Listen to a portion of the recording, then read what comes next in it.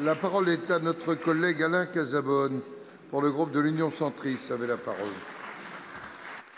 Monsieur le Président, Mesdames et Messieurs les ministres, mes chers collègues, ma question s'adresse au ministre de l'Économie.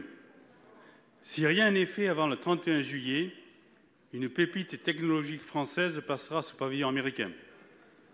Cette pépite, une entreprise de Gironde, c'est Photonis, leader français de la vision nocturne, sur laquelle notre collègue Olivier Cadic a déjà attiré l'attention du gouvernement à plusieurs reprises. Teledyne, une entreprise américaine, est prête à surpayer l'achat de Photonis pour acquérir cette technologie. La transaction sera possible à partir du 31 juillet si vous ne vous y opposez pas formellement. En effet, après vérification, l'absence de décision au 31 juillet vaut acceptation et non pas rejet comme il avait été dit au Sénat. Le gouvernement s'apprête-t-il à autoriser cette cession avec les précautions d'usage dont on connaît parfois la fragilité? L'objectif ne peut pas être d'encadrer cette vente car cela renforcerait un mouvement de fond qui fragilise la base industrielle et technologique de la défense en laissant partir progressivement les PME qui la constituent. Le président Macron a déclaré vouloir ramener en France des industries nécessaires à notre indépendance. C'est très bien. Mais c'est tout aussi nécessaire de conserver celles qui y sont déjà. Alors ma question, oui, allez-vous opposer votre veto à la disparition d'une société emblématique du savoir-faire technologique français et affirmer votre volonté de sauver cette branche industrielle de la défense en créant peut-être avec PBI France un tour de table français ou au moins européen?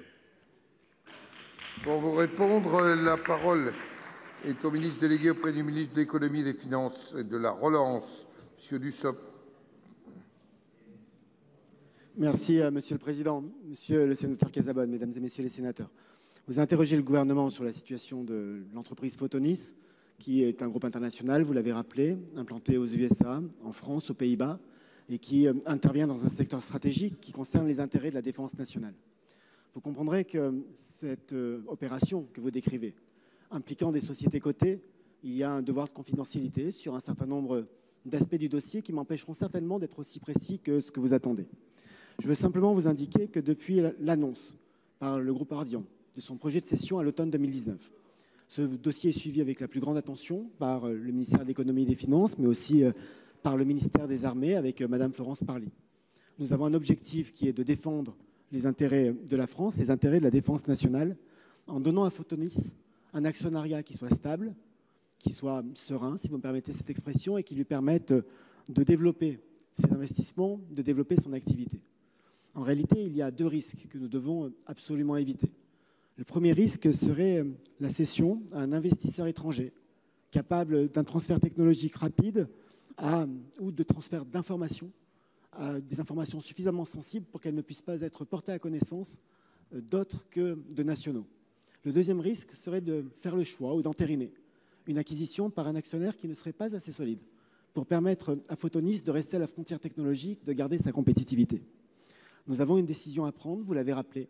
Elle est en cours d'instruction de manière extrêmement méticuleuse et je veux vous indiquer que si nous devions autoriser l'opération que vous avez décrite, nous le ferions en faisant jouer toutes les prérogatives qui sont celles de l'État. À la fois les prérogatives de droit qui peuvent imposer aux repreneurs le maintien d'activités sensibles sur le territoire national, mais aussi des prérogatives qui peuvent nous amener à imposer à des repreneurs des modifications substantielles dans la gouvernance qu'il entrevoit, notamment en matière d'accès à l'information d'éventuels actionnaires étrangers ou encore de maintien sur le territoire d'activités sensibles. C'est avec ces deux priorités que nous travaillons, que nous examinons le dossier et que très vite nous rendrons ces décisions.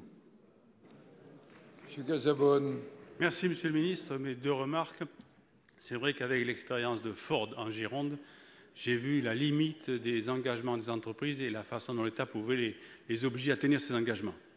Deuxièmement, une suggestion, si vous voulez, vous pouvez recevoir notre collègue du groupe centriste Olivier Cadic, qui a des contacts extrêmement intéressants pour des fonds apparemment intéressés par la reprise de cette société ou le renforcement de cette société. Voilà, Monsieur le Ministre. Merci. La parole est maintenant